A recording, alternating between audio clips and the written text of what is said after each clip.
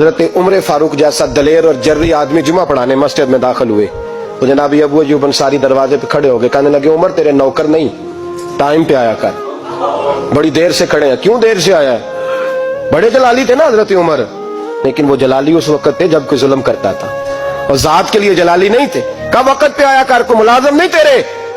تو سیدنا فاروق اعظم ممبر پہ چڑھے اور فرمانے لگے اللہ ابو ایوب انصاری کا بھلا کرے، جب تک اس طرح کے لوگ موجود ہیں کوئی بادشاہ بگڑے گا نہیں، اللہ اس کا بھلا کرے، اس نے میری توجہ صحیح۔ اور پھر عمر رو پڑے، رو کے فرمانے لگے مسلمانوں معاف کر دو، غلطی کوئی نہیں، میرے پاس کرتا ایک ہی ہے، اور عبداللہ کی ماں نے وہ دھو کے خشک ہونے کو ڈال دیا تھا، غریب ہوں، کرتا دوسرا کوئی نہیں، تو وہ ذرا نا خشک ہونے میں آ کے دیکھ لو ابھی بھی گیلا ہے، مجھے معاف کر دو، میری غلطی نہیں ہے۔